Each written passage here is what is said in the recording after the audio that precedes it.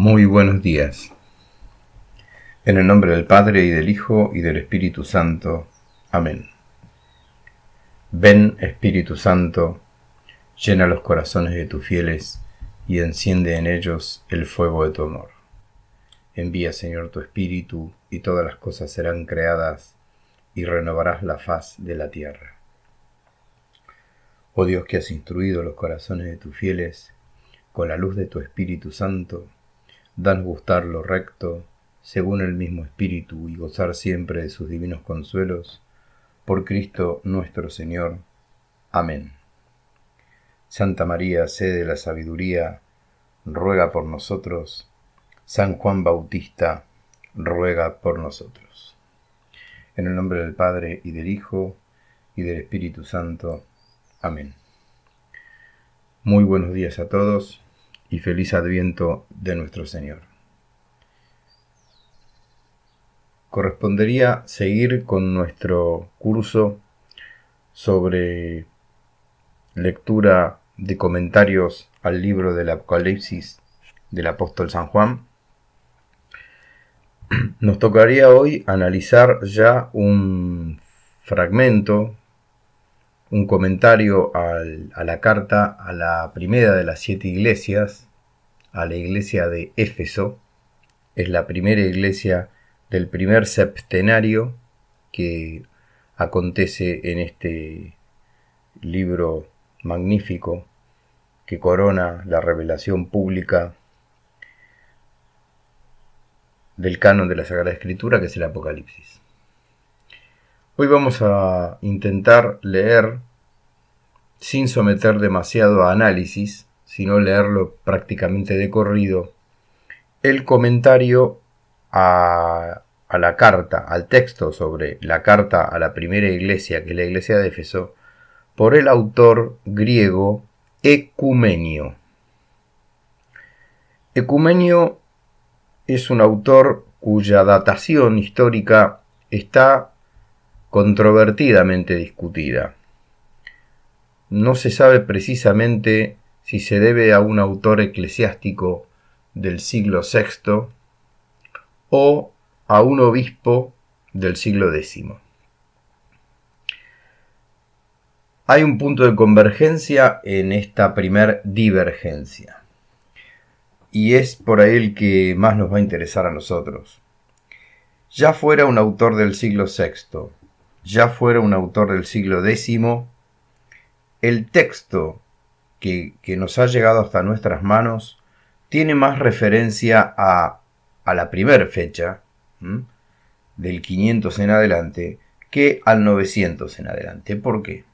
Porque si se hubiese tratado de un autor, obispo de Trica, Ecumenio, escritor en lengua griega, si se hubiera tratado de un autor de esa época, del siglo X, en realidad el texto hace referencia a otro escrito que nosotros también vamos a comentar, o vamos a ver fragmentos de otro escritor, que sí es del siglo VI. Es decir, si fuera de un autor obispo del siglo X, parecería una copia casi textual de otro autor del siglo VI. Por lo cual, lo más fehaciente ante la disyuntiva es pensar en un comentario escrito a mediados del primer milenio. El tema es que dentro del comentario de Ecumenio, el comentario de Ecumenio tiene la particularidad de ser el primer comentario de un autor eclesiástico en lengua griega. La clase pasada vimos cómo la mayor parte de los comentaristas son escritores en lengua latina. Siempre recordemos que cuando se habla de escritores eclesiásticos antiguos o padres de la iglesia, que no es lo mismo, Ecumenio, por ejemplo, no es un padre de la iglesia. Cuando se dice padres latinos o escritores latinos o padres griegos o escritores griegos, se refiere a la lengua en la que escribieron, no a qué parte del mapa del globo terráqueo vivían. Por ejemplo, así hay casos donde tenemos, que me vengan ahora a la memoria, San Jerónimo, siglo V, San Jerónimo vivió en Egipto, pero no escribió en copto, ni en ninguna otra lengua que no fuera la latina. Entonces es un padre latino, es un escritor latino y además padre de la iglesia, ¿sí? Si no me equivoco, San Ireneo de León, eso la verdad que invito a los integrantes de este hermoso grupo a investigar, porque puede ser que la memoria me falle. San Ireneo fue obispo de León, en las Galias, y sin embargo escribió en griego. Es decir, no es un padre latino, y es padre, San Ireneo sí es padre, es santo padre, pero no es padre latino. Cuando uno va a la Patrología de Minie, por ejemplo, es una obra monumental, está dentro del catálogo de padres griegos, porque escribe en lengua griega. Bueno, este personaje que hoy nos va a llamar bastante la atención es Ecumenio. Es un comentario completo del Apocalipsis, tal vez el primero en lengua griega. Es seguido y completo, es decir, desde el primer versículo hasta el último, Ecumenio se tomó el trabajo, magistral trabajo, por momentos, sí, de comentar el Apocalipsis. En realidad, se podría decir que este texto de Ecumenio además muestra los métodos de interpretación bíblica que estarían más o menos hasta el siglo VI, a partir de este siglo VI, en la lengua griega y en uno de los textos más difíciles de comentar de todo el Nuevo Testamento, ¿no? De la personalidad de Ecumenio realmente no sabemos prácticamente nada. Abonamos, vuelvo a repetir, la hipótesis de que haya vivido más bien en el siglo VI que en el X, a pesar de que hay una parte del comentario donde se habla de Focio. Focio es una jerarquía eclesiástica problemática. Los que conozcan el cisma del siglo XI sabrán de Focio. Hay una alusión a Focio. No sabemos si es de Ecumenio o de un copista de Ecumenio. Si fuera de Ecumenio que hay que trasladarlo automáticamente al siglo X, fin del siglo X. Y si fuera un agregado, una glosa del copista de Ecumenio, pues podríamos seguir reposando tranquilamente en la hipótesis de que Ecumenio pertenece al siglo VI y no al X. De redactado en el siglo VI se calcula que más o menos se puede haber redactado en el año 553, con posterioridad al segundo concilio de Constantinopla. Bueno, las características del comentario son de un autor que está muy esperanzado en el triunfo del Cordero, en la belleza de la Jerusalén celestial, en la novedad de los cielos nuevos y la tierra nueva. Son todos elementos que van más que nada al final del libro que estamos analizando, ¿no? Así que bueno, vamos con esta breve presentación. Intenté ser breve. Vamos a adentrarnos en el texto de Ecumenio cuando comenta el fragmento del Apocalipsis según San Juan de la primera carta a la iglesia de Éfeso. Bueno, confieso que no me ha sido fácil encontrar una versión online para poderles presentar a ustedes en el transcurso de la lectura, porque no está fácilmente adquirible en la red, en la web. Yo simplemente tengo una versión electrónica de ebook bajada por Amazon, y bueno, los que manejen este tipo de lenguajes saben que Amazon, cuando vende libros, los encripta para que nadie los pueda transferir y prestar y regalar y compartir. No se puede pasar a ningún otro lenguaje que no sea el que usa Amazon, y solamente se puede leer desde los ebooks de Amazon, que es mi caso. Por lo tanto, voy a intentar subir ahora alguna captura, una foto de mi ebook enfocando esa hoja. Así que bueno, por si alguno quiere seguir el texto, nos vamos a encontrar primero con fragmentos literales del Apocalipsis y después con comentarios de Ecumenio a ese pasaje. Muy bien. En el capítulo 2 del libro Ecumenio, Comentarios sobre el Apocalipsis, quien quiera adquirirlo en formato papel lo puede hacer por Amazon o por alguna agencia que importe libros. Está editado por la editorial española Ciudad Nueva. Por cierto, muy costoso. Es hoy traer libros del exterior, pero bueno, no le quita valor, por supuesto, al contrario, se lo suma. Entonces, bueno, vamos a ver si compartiendo un poco esto lo hacemos un poco más adquirible, de manera gratuita. Bueno, en ese libro, en el capítulo 2, lo leo ya a nuestro autor. Ecumenio, escritor probablemente del siglo VI en lengua griega, escribe lo siguiente.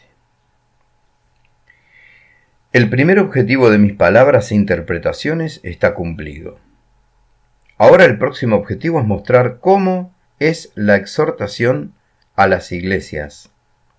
Así, por ejemplo, en la primera se le manda escribir a la iglesia que está en Éfeso, como a la que presiden el resto de Asia diciendo esto. Al ángel de la iglesia en Éfeso escríbele.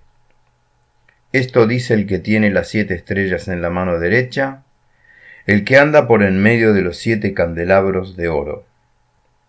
Conozco tus obras, tu fatiga y tu constancia, y que no pudiste soportar a los malvados, y que has puesto a prueba a los que se dicen apóstoles y no lo son, y los encontraste mentirosos. Que tienes paciencia y que has sufrido por mi nombre sin desfallecer. Pero tengo contra ti que has perdido la caridad que tenías al principio. Recuerda, por tanto, de dónde has caído. Arrepiéntete y practica las obras de antes en justicia. De lo contrario vendré a ti y desplazaré tu candelabro de su sitio, a no ser que te conviertas. Sin embargo, tienes esto en tu favor, que aborreces las obras de los nicolaitas, que yo también aborrezco. El que tenga oídos, oiga lo que el Espíritu dice a las iglesias.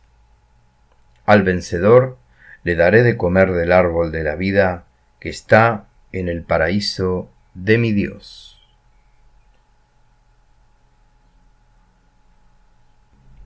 Fin de cita del texto del Apocalipsis. Ecumenio escribe. Él habla traslaticiamente al ángel de la iglesia de Éfeso, como si fuese la iglesia de Éfeso. En efecto, no fue el ángel guardián de la iglesia de Éfeso el que pecó, de modo que se le pueda decir, conviértete. Él es santo y por esta razón está en la mano derecha del Señor, dando así prueba de la pureza de su naturaleza y de su luz resplandeciente.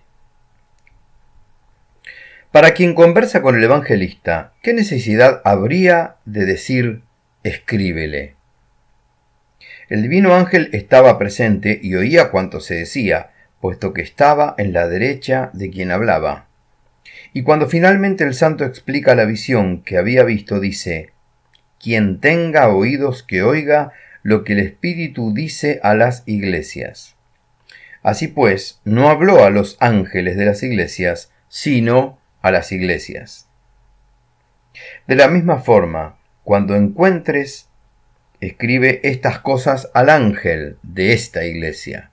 Debes entender que dice estas palabras no del ángel, sino de las iglesias. Ecumenio aquí nos invita a un juego muy interesante, exegéticamente hablando, de traslado del mensaje y de santidad de quien traslada el mensaje. Porque el Espíritu, el Hijo de Hombre, le dice al apóstol que le escriba al ángel para que el ángel le hable a la iglesia de sus pecados, de sus méritos y de sus correcciones.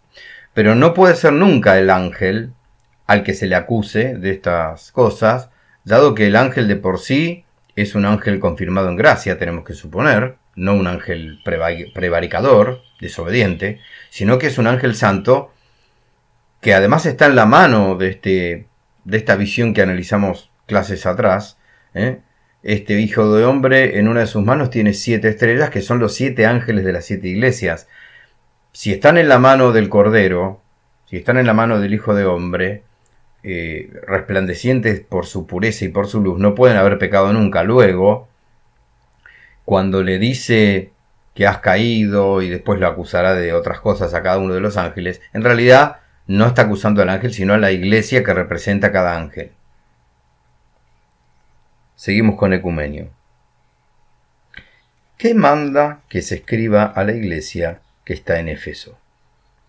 Esto dice el que tiene las 7 estrellas en la mano derecha, el que anda por en medio de los 7 candelabros de oro. Es como si dijese: esto dice quien cuida y mantiene y abraza a los santos ángeles que están en el cielo. Estos son las 7 estrellas. Y a los hombres que están en la tierra, estos son los 7 candelabros, como se ha dicho antes. Él pasea en medio de los que le dan culto, y dice por medio del profeta: yo habitaré entre ellos y caminaré en medio de ellos. Interesante entonces esto de Ecumenio, ¿no? Las estrellas son los ángeles y los candelabros son los hombres que están en la iglesia de Éfeso. Seguimos con Ecumenio. Conozco, dice, tus obras, tu fatiga y tu constancia, y ninguna de las obras buenas que practicas me ha estado oculta a mí, el único que ha plasmado vuestros corazones y conoce a fondo todas vuestras obras. Dice: y que no pudiste soportar a los malvados, porque has adquirido la costumbre de odiar el mal, y has tentado a los que se llaman a sí mismos apóstoles y no lo son, y los encontraste mentirosos. Prosigue Ecumenio. Los de Éfeso cumplían el divino mandato: no creer a cualquier espíritu, sino discernir los espíritus, si son de Dios. Por esta razón habían tentado a los que predicaban el evangelio entre ellos, y al tentarles encontraron algunos pseudoapóstoles que transmitían enseñanzas falsas. Se refiere a los de Cerinto, que eran contemporáneos con el evangelista y eran predicadores de doctrinas profanas. Hago una breve aclaración. Los seguidores de Cerinto estaban acusados de ser milenaristas. Nosotros del milenarismo nos vamos a tener que ocupar al final, capítulo 20 del Apocalipsis. Pero adelantamos que es un desvío que puso a los primeros escritores, tanto a los padres de la iglesia como los escritores eclesiásticos, que trataron de mantener la ortodoxia de la doctrina, los pusieron en guardia contra los milenaristas. Cerinto sería uno de los casos. Incluso yo recuerdo que en alguna de las iglesias primitivas, el Apocalipsis, cuando estaba todavía en duda su canonicidad y por lo tanto su inspiración, era debido a que podía llegar a verse en el capítulo 20 una fundamentación positiva del escrito para los que alentaban el error milenarista. Bueno, proseguimos con Ecumenio. Y que tienes paciencia, dice, que has sufrido por mi nombre sin desfallecer, y de modo muy honroso. Pues está dicho: llevad los unos las cargas de los otros, y así cumpliréis la ley de Dios. Ahí Ecumenio está citando a San Pablo. Pero tengo contra ti, dice, que has perdido la caridad que tenías al principio. Recuerda, por tanto, de dónde has caído, y arrepiéntete y practica las obras de antes en justicia. Como no se me ocultan, dice, tus buenas acciones, tampoco se me oculta que no has abandonado la caridad hacia los necesitados. Vuelve pues a tu primer buen hacer, avisada por mí de en qué cosas has fallado. El texto que ustedes tienen a la vista va a encontrar letra en cursiva y letra normal. La letra en cursiva es Ecumenio parafraseando literalmente algún pasaje de la Sagrada Escritura, en su gran mayoría el mismo fragmento de Apocalipsis que estamos analizando, y alguna que otra cita, como por ejemplo recién dije de San Pablo. Prosigue Ecumenio. Pero dice, si no vuelves al lugar del que has caído, vendré a ti y desplazaré tu candelabro de su sitio, a no ser que te conviertas. Comentario mío. Pasaje interesante y oscuro, porque si entendemos, según lo que está interpretando el exégeta, que el candelabro es la iglesia en cuanto a asamblea humana que alaba a Dios, ¿qué será la remoción del candelabro? ¿Será tal vez el abandono del espíritu a esa iglesia? Podría ser. Prosigue Ecumenio. Yo vendré a ti. No indica movimiento que implique cambio de posición, pues Dios llena todas las cosas, sino que indica un cambio, como así fue, de su paciencia hacia el castigo. Con remover el candelabro, esto es la iglesia, se refiere a su abandono, de lo que se sigue que los pecadores se ven envueltos en toda clase de temor y agitación, como también dice, se conmueven en la tristeza mis ojos, y se turbó mi corazón dentro de mí. Este texto, por ejemplo, en cursiva, hace referencia a la Sagrada Escritura. No hace Ecumenio, no tiene la delicadeza, como tenemos en los aparatos críticos de nuestras Biblias contemporáneas, de decir de dónde lo sacó. Muchas veces los autores antiguos citan como de memoria, y vaya a saber uno qué traducción que les llegó hasta su época. Esta versión electrónica que yo tengo acá, que estoy presentando en pantalla, no tiene la referencia. Y yo, sinceramente, tampoco me acuerdo dónde está sacado. Claro que me suena a la Sagrada Escritura. Por supuesto que sí. Seguimos con Ecumenio. Pero dice, tienes esto de bueno, que aborreces las obras de los nicolaitas, que yo también aborrezco. Puso su pecado entre dos obras buenas, para que por las alabanzas a las cosas que están en los extremos, se atemperase la reprimenda por lo que está en medio, y así nadie se abatiese con una tristeza excesiva. Comentario mío a esto. Ese modo de reprender y de preparar la reprensión en la caridad y en la misericordia, pero reprensión al fin, ese modo de hacer como envolverlo en obras buenas para que no suene tan dura la reprensión, que es más que necesaria, es un gesto muy cristiano, es un gesto muy eclesiástico. Ya lo encontramos en las cartas de San Pablo, en el Nuevo Testamento, cuando San Pablo tiene que amonestar a la comunidad. Pensemos la comunidad de Corinto, que es una comunidad que le trajo muchos problemas al apóstol. Primero se toma la delicadeza de hacer una acción de gracias y alabar a Dios y dar gracias a Dios por los beneficios y los carismas de la comunidad, a la que brevemente pasará a ajustar cuentas, porque pastoralmente la tiene que corregir y llevarla inmaculada para ser presentada ante el Señor, como dice la carta a los Efesios. No así ocurre, por ejemplo, con los Gálatas, en donde directamente en el versículo 4, creo que es, ya entra directamente en el reproche porque está sumamente preocupado. Pero eso, cuando uno lee todos los escritores eclesiásticos posteriores a los apóstoles, ya los padres apostólicos está, muchas veces sabemos que el objetivo del escrito es una represalia, pero no va directamente a la represalia. Bueno, esto también está haciendo aquí, este es el comentario que hace Ecumenio de lo que le es dictado a Juan, ¿verdad? Sigue Ecumenio.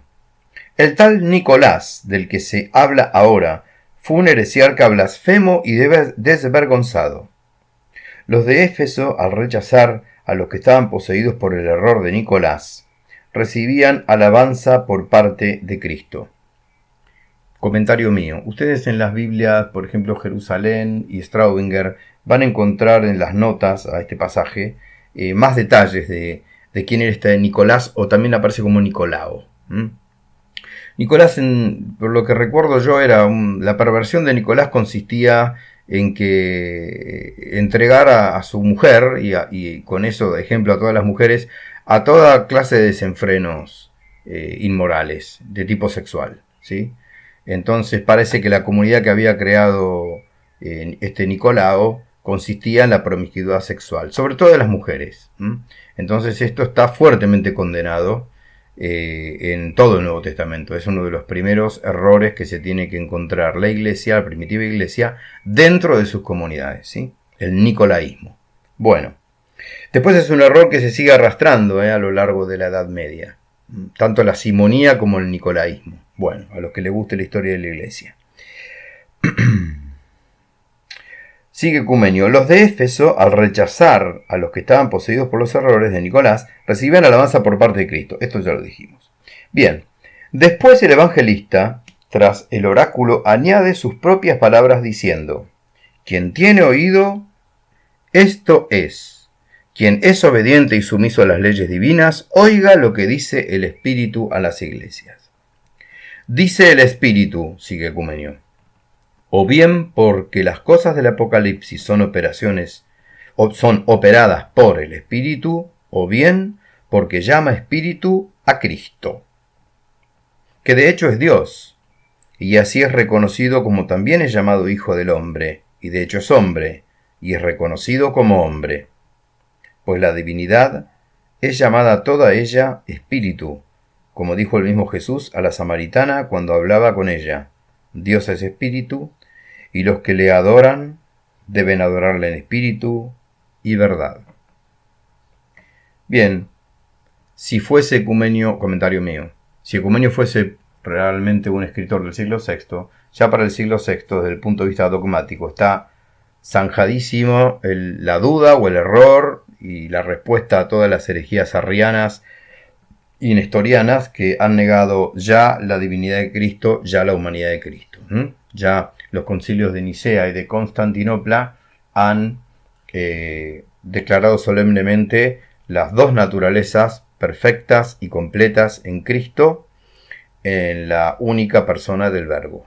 Así que para este siglo VI que estaría escribiendo Ecumenio, esto ya está más que resuelto.